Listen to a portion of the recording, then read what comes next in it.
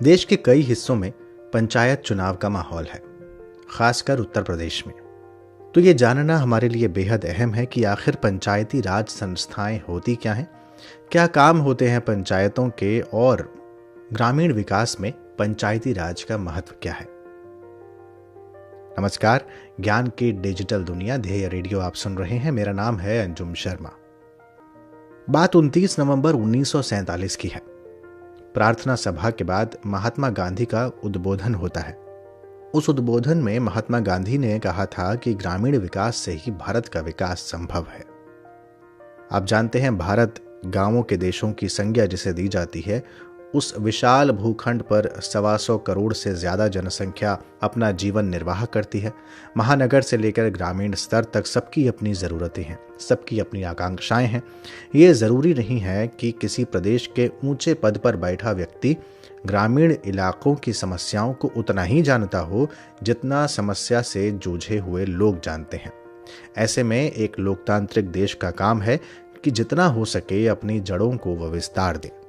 शायद इसीलिए भारत जैसे देश में ये तय किया गया था कि लोकतांत्रिक विकेंद्रीकरण किया जाएगा, यानी लोकतंत्र को एक हाथ में न रखकर आम जन तक हस्तांतरित किया जाए और स्थानीय स्वशासन की प्रक्रिया अपनाई जाए। स्थानीय स्वशासन यानी लोकल लेवल पर अपना शासन, जिसमें पंचायतें और नगर पालिकाएं शामिल हैं। पंचायती राज की सबसे बड़ी विशेषता ये होती है कि ये देश के आम नागरिकों के सबसे करीब होती है। भारत में साल 2010 से 24 अप्रैल को पंचायती राज दिवस मनाया जाता है।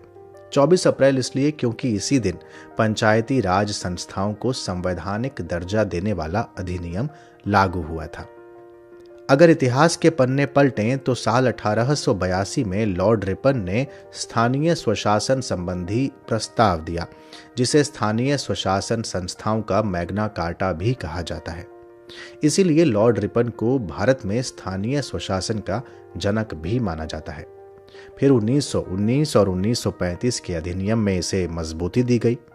उसके बाद स्वतंत्र भारत में ग्राम पंचायतों की स्थापना का विस्तार किया गया और साल 1952 में एक पहल के तौर पर कम्युनिटी डेवलपमेंट प्रोग्राम यानी सामुदायिक विकास कार्यक्रम की शुरुआत की गई। लेकिन पंचायती राज व्यवस्था की स्थापना में सबसे महत्वपूर्ण मोड़ था साल 1957 में गठित बलवंत राय मेहता की अध्यक्षता में एक समिति। इस समिति ने 3 स्तरों पर त्रिस्तरीय पंचायत के गठन का सुझाव दिया था। ग्राम स्तर पर ग्रामीण पंचायत, मध्यवर्ती स्तर पर पंचायत समिति और जिला स्तर पर जिला पंचायत। बी.आर. मेहता के सुझावों पर 2 अक्टूबर 1959 को राजस्थान के नागौर जिले में तत्कालीन प्रधानमंत्री पंडित जवाहरलाल नेहरू द्वारा देश की पहली त्रिस्तरीय पंचायत का उद्घाटन किया गया। प्रक्रिया धीरे धीरे आगे बढ़ने लगी। अब अगला पड़ाव था पंचायती राज संस्थाओं को संवैधानिक दर्जा दिलाना। इसकी एक कोशिश राजीव गांधी सरकार ने साल 1989 में की थी, लेकिन राज्यसभा में विधेयक पारित नहीं हो सका था।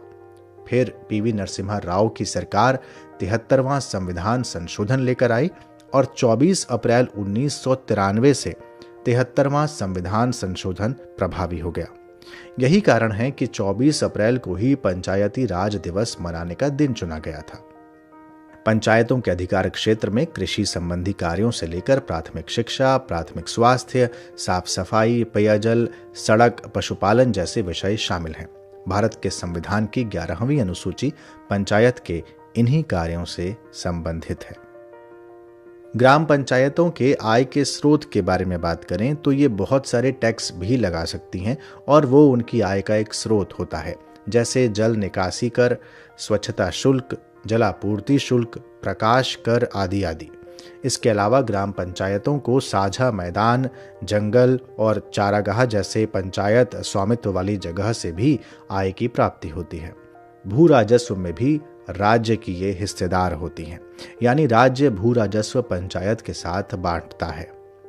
राज्य पर अनिवार्य रूप से कुछ और बाध्यताएं भी हैं, जैसे ग्राम सभाओं का आयोजन करना, पंचायत में जितने पद हैं उन्हें चुनाव द्वारा भरा जाना, ये सुनिश्चित करना कि अनुसूचित जाति जनजाति के लिए आरक्षण जनसंख्या के अनुपात में हो और 1/3 सीटें महिलाओं के लिए आरक्षित रखी जाएं।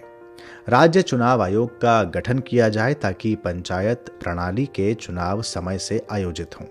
इसके अलावा कुछ दिशा निर्देश भी हैं जो बाध्यकारी नहीं हैं। वैसे पंचायती राज के महत्व को समझते हुए साल 2004 में केंद्रीय पंचायती राज मंत्रालय की स्थापना हुई थी। इसका प्राथमिक उद्देश्य संविधान के भाग 9 की बातों समेत कुछ अन्य कार्यों का कार्यान्वयन करना है। अगर मैं वर्तमान की बात करूं तो भारत में करीब 2.5 लाख से ज्यादा पंचायतें हैं। ग्राम पंचायतों में विकास कार्य की जिम्मेदारी प्रधान और पंचों की होती है। प्रत्येक स्तर पर पंचायतों के लिए 5 वर्ष के कार्यकाल का प्रावधान है। चुनाव के आयोजन की जिम्मेदारी राज्य चुनाव आयोगों को दी गई है। सामाजिक सशक्तिकरण के लिए ही इन चुनावों में अनुसूचित जाति, जनजाति और महिलाओं के लिए सीटों के आरक्षण का प्रावधान है, जैसा कि मैंने अभी आपको बताया। हम जानते हैं कि यह दुनिया बहुत तेजी से बदल रही है। तकनीक जीवन को गति दे रही है। ऐसे में पंचायतों को डिजिटल दुनिया से जोड़ने के लिए सरकार भारत नेट योजना के माध्यम से पंचायतों को तेज गति के इंटरनेट से जोड़ रही है। लेकिन बावजूद इसके बहुत सी ऐसी बाधाएं हैं जिनसे पार पाना जरूरी है। जैसे पंचायतों को वित्त या बजट के लिए राज्य सरकार पर निर्भर रहना पड़ता है। इसके अलावा कई क्षेत्रों में महिलाओं का नाम मात्र का प्रमुख होना और अत्यधिक राजनीतिक हस्तक्षेप होना भी पंचायत की सफलता में रुकावट पैदा करते हैं। बावजूद इन सबके पंचायती राज व्यवस्था लोकतंत्र के सशक्त होने की उम्मीद का होना है। राजनीतिक जागरूकता के साथ आम आदमी के सशक्त होने का ये एहसास है और महात्मा गांधी के उस सपने के साकार होने के जैसा है जिसे वो भारत के विकास की कसौटी मानते थे। तो ये था आज का ध्येय पॉडकास्ट। और अब आज का सवाल। मैंने आपको 3 स्तरीय पंचायत प्रणाली के बारे में बताया। ग्राम स्तर पर ग्राम सभा आयोजित होती है। आपको मुझे ये बताना है कि ग्राम सभा कहते किसे हैं, यानी ग्राम सभा क्या होती है। अपने जवाब कमेंट बॉक्स में हमें बताइए। यह पॉडकास्ट ध्येय IAS की वेबसाइट पर भी उपलब्ध है। अगले पॉडकास्ट के साथ जल्द हाजिर होंगे। इजाजत दीजिए। नमस्कार।